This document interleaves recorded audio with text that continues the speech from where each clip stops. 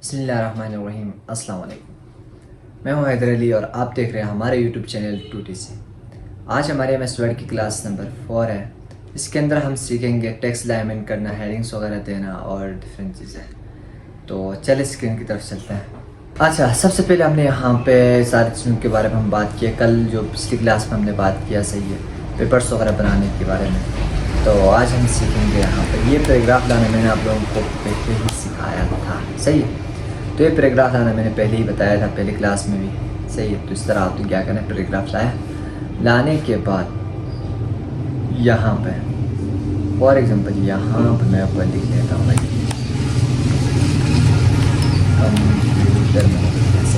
अब इस टेक्स्ट को अगर मैं सेंटर में लाना चाह रहा हूँ तो यहाँ पे क्लिक करूँगा तो सेंटर में आएगा, यहाँ पे क्लिक करूँ तो राइट में जाएगा, यहाँ पे क्लिक करूँ तो लेफ्ट में चला जाएगा। इसका हमारे पास जो है डिफरेंस, तो हमारे पास शॉर्टकट कीज है। यहाँ पे आपको क्या करना है, कंट्रोल के साथ ई दबाएंगे तो सेंटर में आएगा, कंट्रोल के साथ आर दबाएंगे तो राइट में चला जाएगा, कंट्रोल के साथ एल दबाएंगे तो लेफ्ट में आ जाएगा, सही है। तो इस तरह का आप क्या कर सकते हो, शॉर्टकट कीज का भी आप अप्लाई कर सकते हो। डन।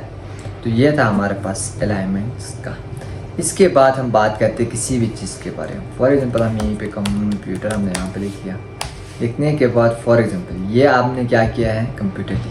आप इसके डिफरेंट और भी पार्ट्स में लिखना चाह रहा हूँ तो यहाँ पे क्लिक करो इनको। चलो मैं कोई बुलेट्स की फॉर्म में देना चाहूँ तो यहाँ से आप क्या कर सकते हो, डिफरेंट किस्म के आप बुलेट्स वगैरह आप यूज़ कर सकते हो।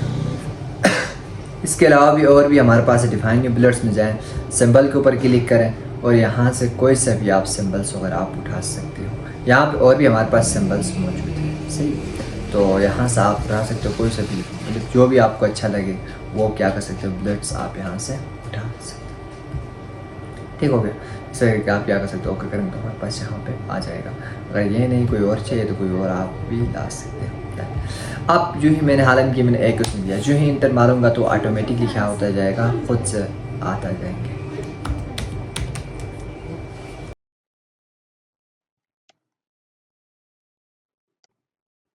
कीबोर्ड, लेकिन जो भी लिखता जाऊंगा हमारे पास जाएगा, यहाँ पे आता जाएगा कीबोर्ड।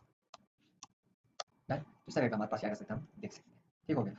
इसके बाद अगर मैं इस चीज़ को नंबरिंग में देना चाह रहा हूँ तो सेलेक्ट करो जिनको आपने नंबरिंग में देना है, यहाँ पे क्लिक करो और यहाँ से आप क्या कर सकते हो, नंबरिंग में दे सकते हो, रोमन में दे सकते हो, इस तरह के ABC फॉर्म में दे सकते हो। जिस फॉर्म में भी आप देना चाहते हो आप इसको क्या कर सकते हो, दे सकते हो। ठीक हो गया। तो ये था हमारे पास इन चीज़ों का बारे में। अब बात करते हैं हमारे पास किसी भी, आप लोगों ने देखा होगा बुक्स के अंदर एक तो पैराग्राफ थोड़ा सा सब में होते हैं, यानी थोड़ा सा अंदर गए होते हैं। तो इस चीज़ का आप यूज़ करते हो, थोड़ा सा सब में ले जाने की, किसी पैराग्राफ को थोड़ा सा सब में ले जाने के लिए चीज़ का आप यूज़ कर सकते हो। अगर बाहर लाना तो वापस इधर के लिए तो बाहर आ जाएगा, सही है। अब फॉर एग्जाम्पल यहीं पे लिखा हुआ है, जैसे कि हम यहाँ पे लिख लेते भाई, हटा दो, यहाँ पर लिख लेता है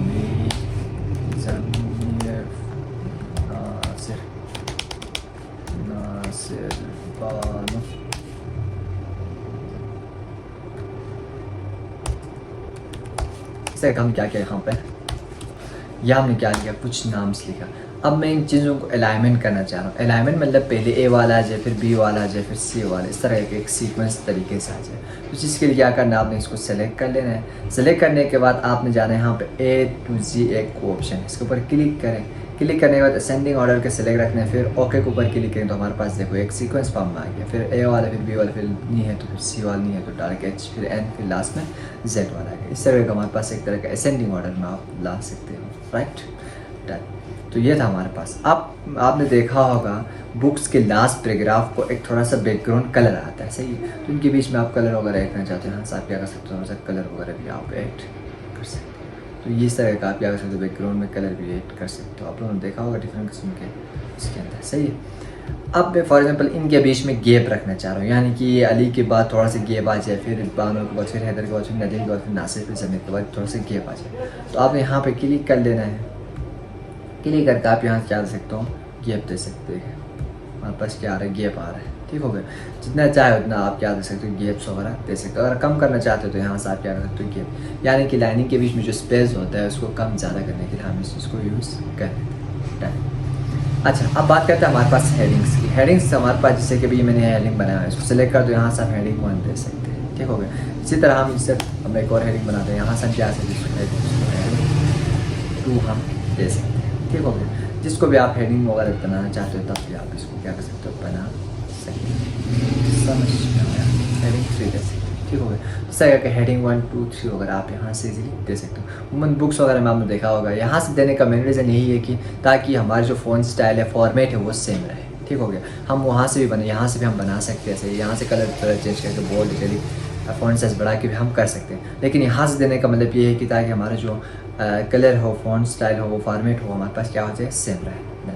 आप यहाँ पे चेंज स्टाइल के ऊपर स्टाइल भी चेंज कर सकते हो। यहाँ से देखो डिफरेंट किस्म के आपके पास स्टाइल्स मिलेंगे, यहाँ से कोई से भी स्टाइल आप उठा सकते हैं, ठीक हो गया। इसी तरह हमारे पास अगर कलर चेंज कर, कलर भी आपके पास यहाँ पे मिलेगा। यहाँ पे क्लिक करो, यहाँ से कलर के ऊपर क्लिक करके आप यहाँ से क्या सकते हो, कलर वगैरह भी चेंज हो सकता है। सही, आप चेक कर लो, ये रहा हमारे पास क्या हो गया, हेडिंग का कलर हमारे पास चेंज हो गया। इसी तरह आप यहाँ से फ़ॉन्ट स्टाइल वगैरह चेंज करें, फ़ॉन्ट स्टाइल भी आपके पास चेंज हो, देखिए चेक कर ले तो आप फ़ॉन्ट स्टाइल चेंज हो रहा है। सही, तो सही आप फ़ॉन्ट स्टाइल वगैरह भी चेंज कर सकते हो, ठीक हो गया। तो यहाँ तक था हमारे पास आज की क्लास।